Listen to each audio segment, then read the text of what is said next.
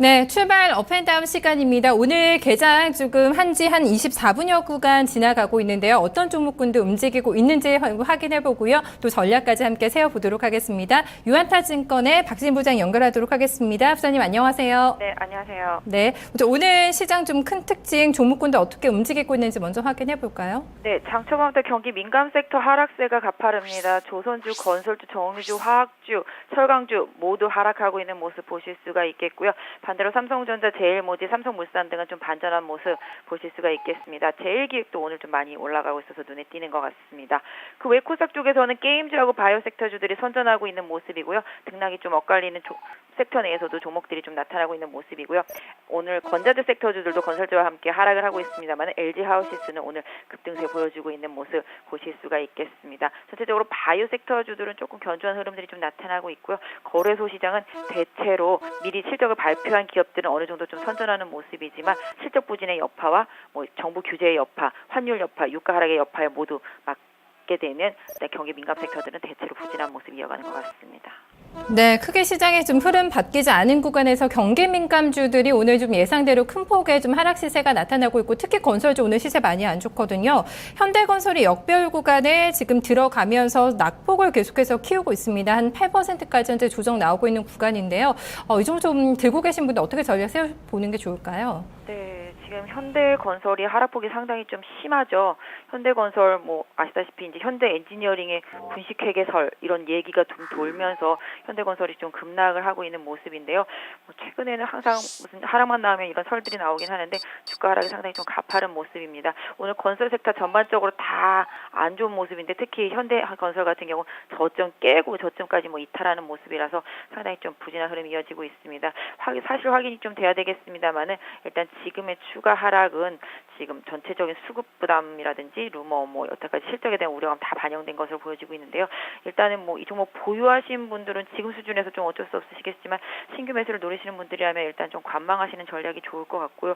보유하신 분들도 좀 사실관계 확인이 좀 필요하겠습니다만은 향후에 반등을 좀 하더라도 4만 원대 강하게 돌파하지 못한다라면은 조금 관망하면서 유가라든지 여러 가지 건설 업황 좀 돌아가는 부분들을 좀 확인해야 되지 않을까 싶습니다.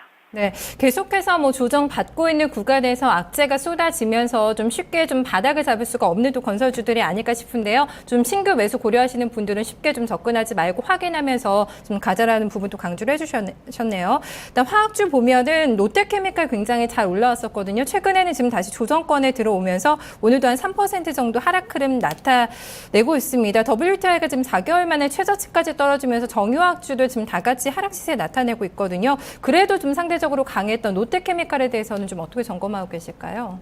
거의 화학주 중에서는 지수와 가장 연동성이 크다라고 보시면 좋을 것 같습니다. 오늘 61선 이탈한 상태에서 지금 61선 쪽으로 조금씩 소폭 반등하면서 이동하고 있는 모습인데요. 역시 그나마 화학주 섹터들의 실적에 대한 기대감이 가장 큰 섹터이긴 합니다만은 전체적인 분위기를 벗어나지는 못하고 있는 것 같습니다. 일단 유가도 계속 하락하고 있는 모습이고요. 지금 가격 쪽으로만 놓고 본다라면 롯데케미칼 같은 경우는 오늘 저점이었던 25만 8,500원 이게 다시 깨지게 된다라면 약간 24만 원 구간대에서 좀 지지선을 한 번 더 확인하시는 그런 전략적인 대응이 필요할 것 같고요. 물론 지수랑 가장 큰 연동성이 있기 때문에 지수가 2050선을 지켜주느냐 못 지켜주느냐가 가장 중요한 관건이지 않을까 싶습니다. 그리고 가장 핵심적으로 봐야 될 부분은 기관의 매수입니다. 기관이 매수해 주면은 오히려 경기 민감 섹터들은 거래소에서 잘 버티는데요. 기관이 매도를 계속 이어나간다라면은 거래소에서 좀 많이 힘이 떨어지는 섹터가 경기 민감 섹터라서 전체적으로 화학이를 비롯한 정유주들도 기관에 좀 수급을 잘 보셔야 될 것 같고요. LG화학만 조금 남다른 모습인데요. LG화학 같은 경우는 실적도 늘 좋았었고 1분기에도 좋았었지만 일단 지금 다른 종목들에 비해서는 좀 하락폭이 좀 덜한 상태인데 LG화학도 일단 26만 원 정도에다 좀 지지선 설정해 놓고 보시고요. 단기적으로 28만 원 저항이 있기 때문에 요거 다시 돌파된다라면은 다시 한번 30만 원까지 흐름 보실 수 있지 않을까 싶습니다. 네, 증권주 좀 잠깐 코멘트 또 주시면 좋을 것 같아요. 2분기 화학과 함께 유일하게 좀 실적 기대해 볼 만한 섹터라는 얘기 나오고 있는데 주가 좀 크게 반응은 없거든요. 오늘 지수 밀려나면서 증권주들도 대부분 좀 조정받고 있는 흐름입니다. 증권주에 대한 전략 어떻게 가져가는 게 좋을까요? 증권주들 조정을 받고 있지만 그 폭은 크지가 않은 모습이죠. 역시 실적에 대한 기대감이 계속 살아있다라는 점이 증권주들한테는 현재 좀 야기되고 있는 것 같은데요. 일단 지수가 역시 증권주도 2050이 안 깨져야 되겠죠. 일단 종목들 대체로 잘 버티고 있는 모습들입니다. 삼성증권 같은 경우도 지난번 바닥에서 올라온 부분에 한 절반 정도 좀 되돌린 모습이라서 약 한 52,000원대 지지력 삼성증권을 한 번 더 확인하시면 될 것 같고요. 대우증권이나 현대증권들도 다 같은 흐름이라고 보시면 좋을 것 같습니다. 그래서 증권주들 같은 경우는 일단 실적에 대한 기대감은 좀 이어가고 있다라는 점을 좀 봐주시고요. 반면에 그동안 시장을 좀 주도했었던 메리츠 종금 같은 경우도 지금 유상증자 때문에 좀 주가가 약한 모습인데요.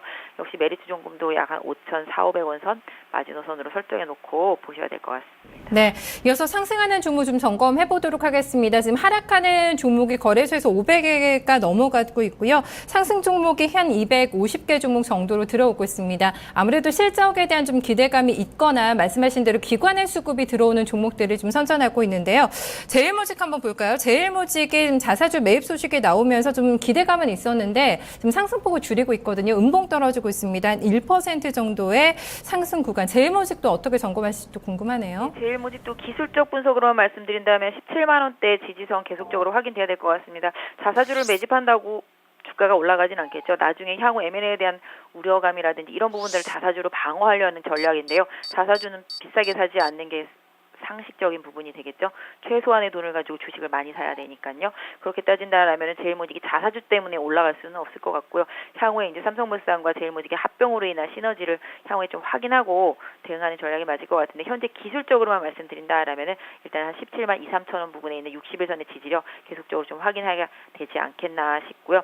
일단은 보유하신 분들은 보유하시는 전략이 맞지 않을까 싶습니다. 항공주가 어제 오늘 이틀 좀 시세 내고 있습니다. 아시아나 항공 한 1.8% 정도 2% 가까운 상승 시세가 좀 전개가 되고 있거든요. 추가적인 여기서 상승 좀 더 기대해 볼 수 있을까요? 네, 아시아나 항공, 대한항공 다 이제 바닥은 찍고 조금씩 반등하고 있는 모습이죠. 유가 하락이 좀 빌미가 되고 있는 모습인데요. 유가 하락도 유가 하락이지만 이제 메르스 종식 선언이 나오게 된다라면 항공주들이 한 번 더 탄력을 받을 수 있지 않을까 생각을 하고 있습니다. 오히려 항공주들 고점에서 좀 밀리면 오히려 긍정적으로 한번 단기적으로 접근해 볼 수 있지 않을까. 아시아나항공 기준으로 따진다라면은 한 6,400원 정도에다 손절선을 두시고 접근하시고 가격적으로는 한 6,700원 전후로 한 가격대가 좀 부담이 없을 것 같고요.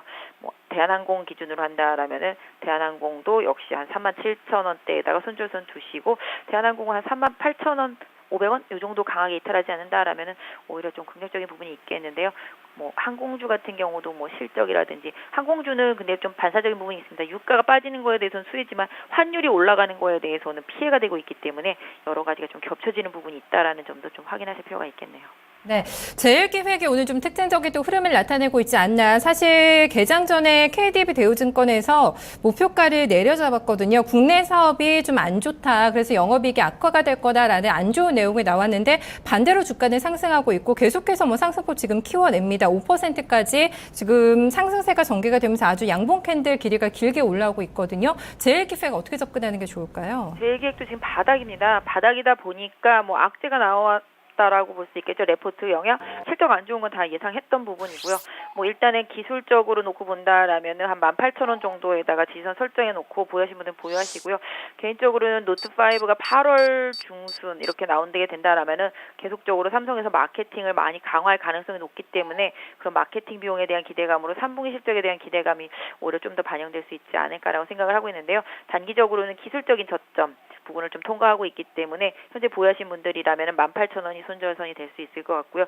매수를 노리시는 분들이라면 18,300원 이탈하지 않는다라면 장중 등락을 이용해서 한번 접근해 보실 필요가 있지 않나 싶습니다. 네, 한 종목 좀 더 볼까요? 한국콜마 앞서서 방금 전에 제일기획 같은 종목들은 워낙에 좀 바닥권에 있었기 때문에 올라온다고 한다면 한국콜마가 요즘 시세가 괜찮더라고요. 한국콜마가 특히 기관 쪽에서 연일 좀 수급이 들어오면서 기관의 힘으로 좀 올라가고 있는 대표적인 또 종목이 아닐까 싶거든요. 전고점 라인까지 좀 다시 상승 가능할까요? 어떻게 보세요? 네, 지금 코스닥으로 따진다라면은 오늘 바이오, 게임, 화장품 섹터들, 그동안 시장을 리딩했던 중소형주 섹터들이 상당히 좀 많이 강한 편이죠. 특히 바이오주들도 많이 강한데요. 화장품 주식들이 어제부터 움직임이 좀 됐습니다. 역시 메르스 여파 때문에 상당히 좀 많이 빠졌었던 섹터이기 때문에 LG생활건강이라든지 아모레를 중심으로 한 대형주들과 한국콜마라든지 이런 종목들이 서서히 살아나고 있는 움직임이 보여지고 있는데요. 화장품 섹터주들 같은 경우는 철저하게 중국과 연동되어 있고 일단은 실적 면에 있어서 긍정적인 부분을 계속 유지할 수 있는 종목들 위주로 선별 접근하시는 전략이 좀 중요할 것 같은데요. 점점 슬림화시켜서 크게 가야 된다는 얘기가 되겠죠. 그래서 일단은 한국콜마 같은 경우는 뭐 일단 2분기에 어느 정도 여파는 있을 수 있겠지만 중장기적으로 뭐 성장성에는 크게 변화는 없다라고 보여지고 있습니다. 그래서 한국콜마 같은 경우는 105,000원 강하게 이탈하지 않는다라면은 보유하신 분들은 보유하시고요. 중장기적으로 계속적으로 노리시는 분들도 그 가격대의 지지력만 확인된다라면은 긍정적으로 보실 필요가 있지 않겠나 싶습니다. 네, 이번 주 수고 많으셨습니다. 잘 들었습니다. 네, 감사합니다. 네, 박진희 부장과 함께 오늘 출발 좀 구간에서의 특징적인 종목들 그리고 전략까지 함께 세워봤습니다.